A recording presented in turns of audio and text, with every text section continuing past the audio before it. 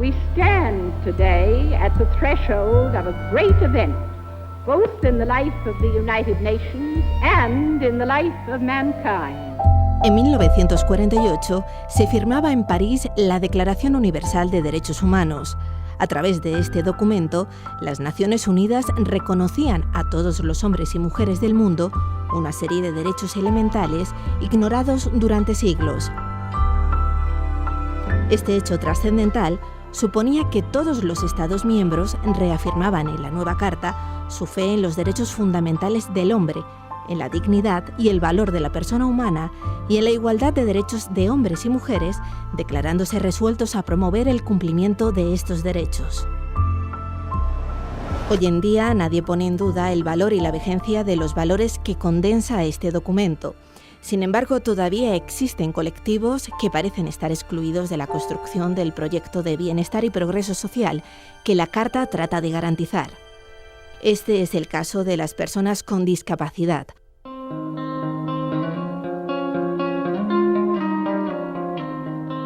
La realidad nos enfrenta al hecho de que los 650 millones de personas con discapacidad, alrededor del 10% de la población mundial, carecen de las oportunidades que tiene la población en general. Esta situación condujo a que en el marco legislativo de Naciones Unidas se aprobara en 2006 la Convención sobre los Derechos de las Personas con Discapacidad, un texto que vio la luz con la intención de cambiar para siempre la percepción de la discapacidad y asegurar que las sociedades reconozcan que es necesario proporcionar a todas las personas la oportunidad de vivir la vida con la mayor plenitud posible. Es el primer tratado internacional del siglo XXI, supone una motivación también, ¿no?, para todas las personas con discapacidad, sus familias y todos, bueno, y para la sociedad en general, ¿no?, porque es un avance, pues, en definitiva para toda la sociedad, porque incluimos a las personas con discapacidad, incluimos a las personas mayores, incluimos a cualquier persona que en un momento dado se rompe una pierna. Al final estamos todos sobre una cuerda, ¿no?, y no sabes lo que te va a pasar al día siguiente. Supuso un cambio radical en la visión, en la concepción del mundo de la discapacidad. Hasta entonces, las personas con discapacidad pues eran vistas como personas que tenían que ser sometidas a tratamiento para posibilitar su integración social, tenían que normalizarse en definitiva. Aquí es muy importante destacar que hay un fuerte cambio de mentalidad. La Convención es una gran herramienta, lo va a ser en las próximas décadas, pero el cambio de mentalidad que conlleva la Convención va mucho más allá. Pensemos cuántos años hemos tardado en pasar de la Convención de Derechos Humanos a su aplicación práctica en tantos casos en todo el mundo. Y desde mayo del 2008 es derecho aplicable en España. Conforme a nuestra Constitución es derecho interno aplicable y ello significa que es directamente aplicable, que toda la normativa que pueda ir en contra debe de modificarse. De hecho ya se están realizando las modificaciones necesarias y además, más importante todavía, significa que toda nuestra normativa debe de interpretarse conforme lo que la Convención establece. En ese nivel, en ese un poco frontispicio de las mayores declaraciones de derechos del hombre y del ciudadano, se sitúa la Convención Internacional de Derechos de Personas con Discapacidad. Por tanto, supone que no estemos hablando de reivindicaciones concretas, de planteamientos específicos, sino que estamos hablando de que lo que afecta a las personas con discapacidad son derechos, no son aplicaciones concretas, no son beneficios, son derechos como tal. Pero es verdad que hay cosas aquí en España que falta profundizar en cuanto a legislación.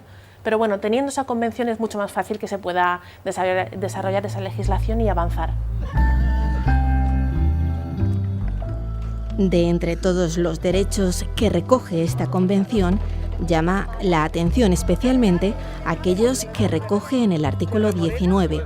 A través de este artículo se pretende garantizar el derecho a vivir de forma independiente y a ser incluido en la comunidad. De esta manera, el texto recoge una de las reivindicaciones históricas de las personas con discapacidad, así como de la gran mayoría de las organizaciones que las representan.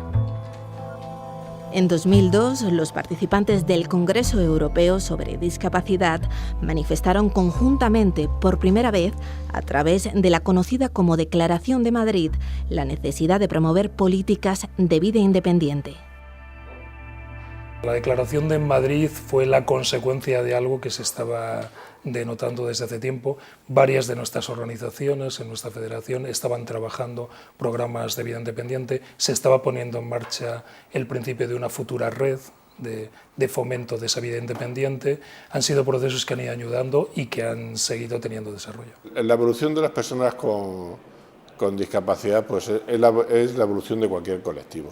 O sea, es decir, tú lo primero que quieres hacer es el derecho, si quieres, a existir, que parece que es una cosa como que muy llamativa, pero yo podría decirte que hoy en día en un país europeo maduro, cultural, como puede ser Rumanía, es decir, hay personas con discapacidad que no tienen derecho a existir. Es decir, los niños con espina bífida se les deja morir, no tienen, pues ahí, bueno, la espina bífida es un problema en el canal de la espina medular, eso produce una hidrocefalia, esa hidrocefalia simplemente hay que hacer una operación, poner una válvula, que se regulen los líquidos y ese niño puede seguir adelante con una discapacidad. De hecho, desde el punto de vista de una organización como FIAPAS, que trabaja prioritariamente por las familias, para las familias eso es fundamental, el objetivo, como objetivo que se lo plantean para la vida de sus hijos,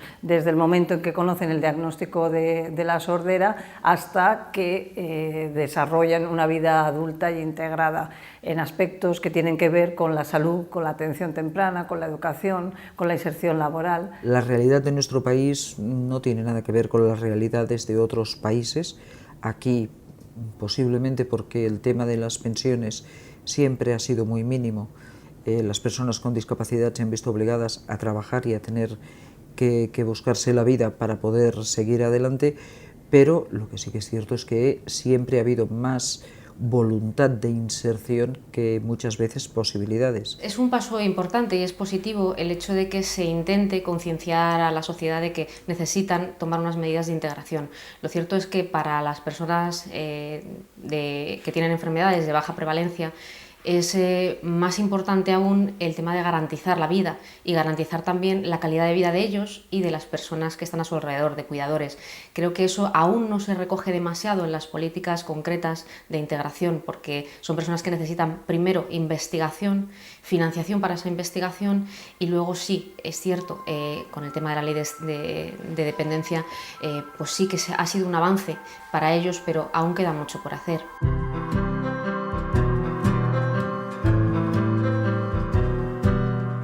Aunque estos derechos no pueden parecer a efectos legales novedosos, lo cierto es que detrás de su redacción encontramos el reconocimiento a una lucha emprendida hace años por individuos y organizaciones firmemente convencidos de lo necesario de integrar los derechos de las personas con discapacidad en el marco legislativo internacional de Naciones Unidas.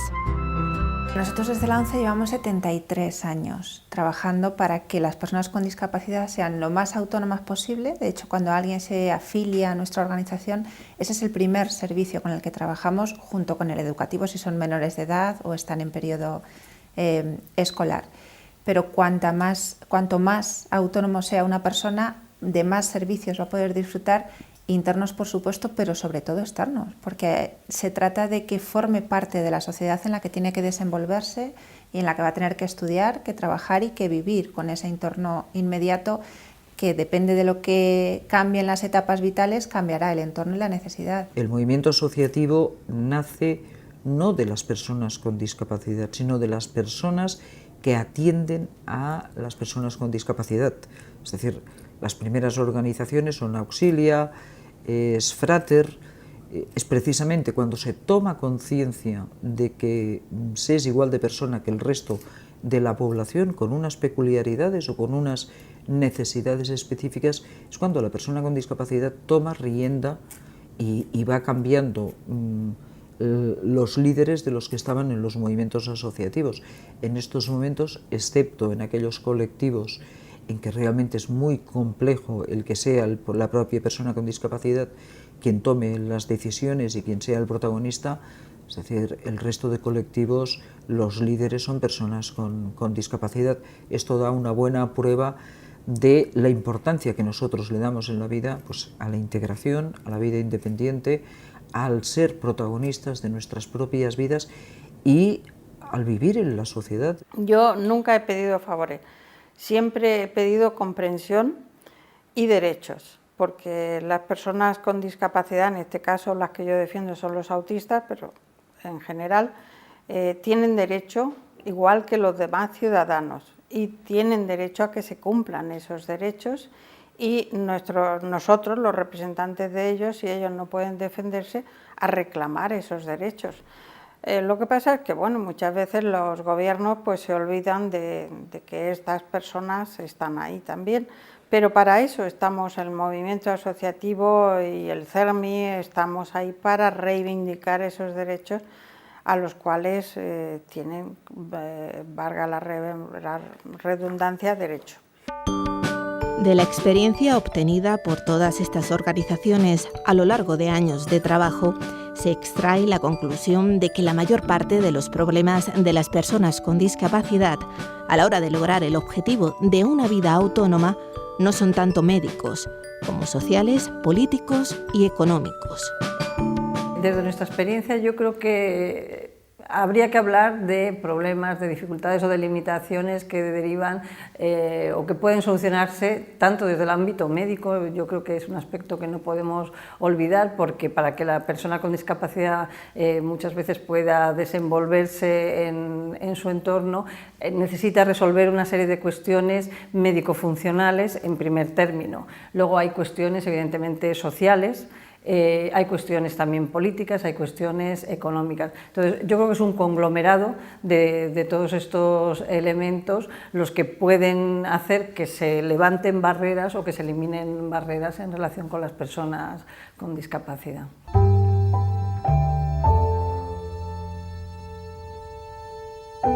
Depende cómo organicemos la sociedad, todos tenemos algún tipo de discapacidad, ¿no? Si yo pongo un suelo aquí encerado y le doy mucha agua, os vais a reparar, y yo en mi silla no. Una persona que vaya con muletas, pues es que directamente ni se va a atrever a venir. O sea, es decir, una condición como puede ser la del suelo nos está diciendo cuáles son las ventajas que vamos a tener cada uno, ¿no? Antes estábamos basados en un modelo médico un poco caritativo, asistencial, ¿no? Y bueno, lo que se hace es esa evolución que se plasma además en la Convención, es la esencia de la Convención, es ese paso al modelo social en el que ya no es una cuestión de que tú tienes un problema porque, por ejemplo, vas en una silla de ruedas, sino el problema está en que no hay una rampa. No es que tú tengas una discapacidad, sino que la discapacidad se crea desde el momento que existe una rampa o no.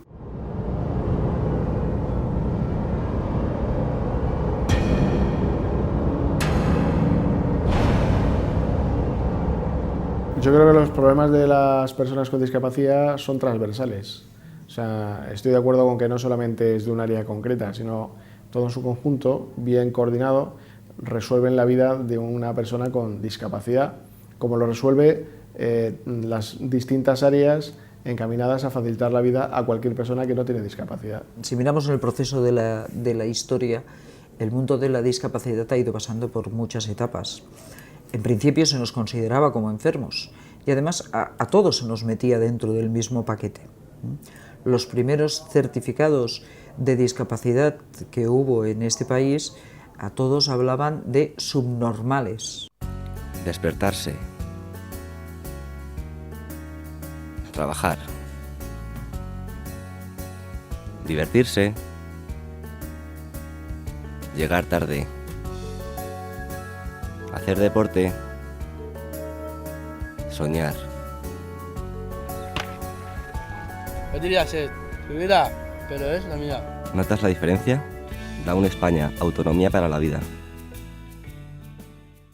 Yo creo que en la sociedad hay un poco de todo. Puede haber un prejuicio con respecto a la discapacidad, pues puede haberlo, pero no creo que en la sociedad en general. Yo creo que las alturas en las que estamos depende más de los prejuicios que tengan las personas individuales, o por experiencia o por desconocimiento, que también lo hay y lo hay mucho. Por otro lado, la Convención también reconoce la no discriminación. La no discriminación es la base de la Convención, es decir, las personas deben de disfrutar de los derechos en igualdad de oportunidades. En igualdad de oportunidades significa que no debe de existir discriminación a la hora del disfrute. La discriminación puede ser de muchísimas formas. Puede ser una discriminación a la hora de acceder, a la hora de disfrutar, y el efecto no tiene que ser solamente que se le impida disfrutar de ese derecho, sino que va más allá todavía. Solamente con que se impida la posibilidad del disfrute, ya se estaría incurriendo en una discriminación.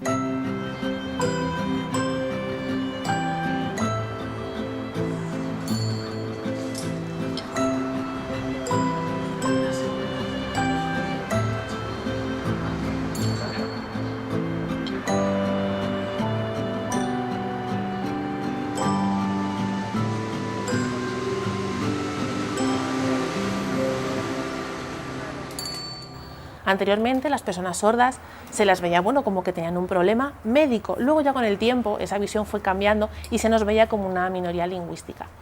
Las personas sordas, sí es verdad que nos vemos con unas necesidades distintas a las de la sociedad, no como personas enfermas, sino como personas sordas. Ahora ha empezado esa lucha, esa reivindicación en cuanto a reconocer a la minoría como una minoría lingüística. Pero bueno, sigue estando el punto de vista médico, aunque nosotros intentamos centrarnos en esa cualidad lingüística y cultural.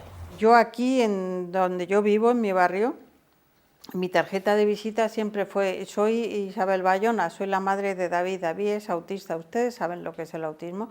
Y claro, me decían, no. Pues no se preocupe, yo se lo explico. Y yo le explicaba a todos, tú sales a mi barrio y cualquier persona que tú le preguntes lo que es el autismo lo sabe. Entonces respetan a mi hijo, lo ayudan, lo comprenden.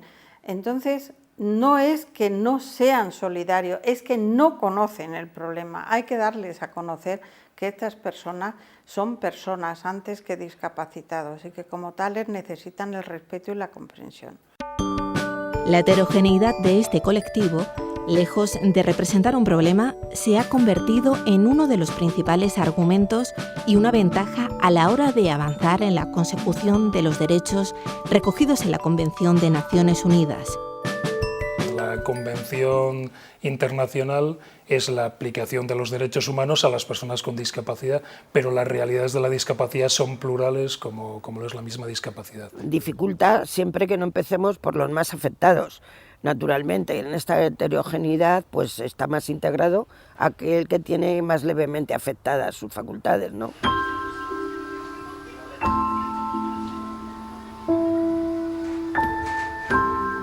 Diría que siempre hay que coger la parte positiva de todo, porque de todo aprendemos. Yo, desde que soy presidente del CERMI Comunidad de Madrid, tenía una percepción y una idea de que también cómo conjugamos los intereses ya no económicos, que no existen, sino los intereses de cada discapacidad, ¿no? Porque cada uno tiene sus características específicas.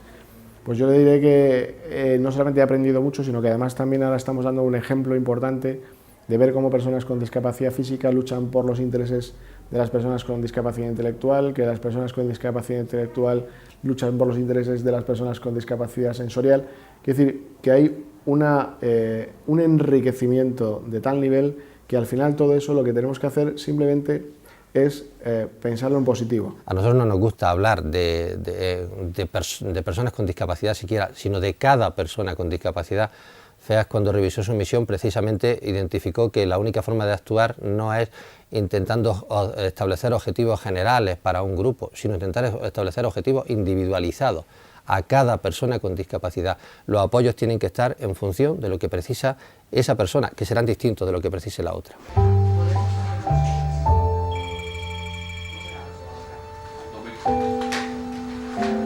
Yo creo que invertir en discapacidad, invertir en derechos humanos, redunda en beneficio del conjunto de la sociedad. Por ejemplo, se ha hablado muchas veces de lo que habrían sido los beneficios de retorno, En el caso de que se desarrolle, por ejemplo, la ayuda a domicilio y el asistente personal, esto nos llevaría a crear una serie de puestos de trabajo importantísimos que tanta falta están haciendo en la sociedad española. La lectura economicista de los servicios sociales puede perder el sentido de por qué existen.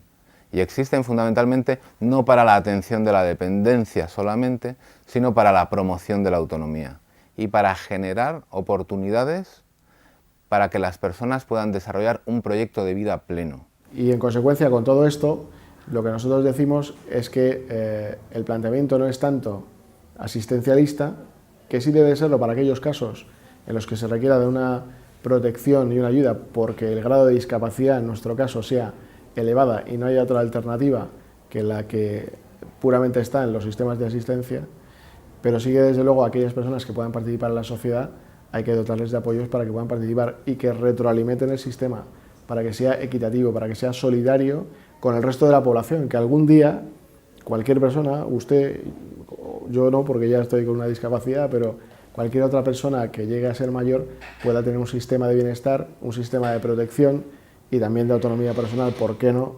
en el futuro, ¿no? En su momento, firmada la Declaración Universal de los Derechos Humanos, la Asamblea de Naciones Unidas pidió a todos los países miembros que publicaran el texto de la declaración y dispusieran que fuera distribuido, expuesto, leído y comentado en las escuelas y otros establecimientos de enseñanza, sin distinción fundada en la condición política de los países. Esta es la estrategia a seguir ahora por las organizaciones encargadas de garantizar que se cumpla lo establecido en la Convención de los Derechos de las Personas con Discapacidad. Hay que mencionar que para nosotros es muy importante que la Convención y el artículo a la vida independiente cada vez tenga más desarrollo. El objetivo que realmente pretenderíamos sería conseguir que dentro de unos años no tenga que ser una tercera persona que hable por ellos en su nombre, sino que sean ellos los que puedan hablar en primera persona diciendo esto es lo que reivindicamos, esto es lo que queremos, esto es lo que deseamos. El día que consigamos eso, quiere decir que la Convención empezará a ser una realidad. Realmente la Convención lo que aporta es un nuevo concepto de la discapacidad, donde se pone el acento no en la propia persona con discapacidad, sino en las barreras del entorno. Para nosotros es el futuro, o sea, creemos que igual que hoy nadie discute los derechos humanos del hombre, nadie va a discutir el día de mañana los derechos de las personas con discapacidad.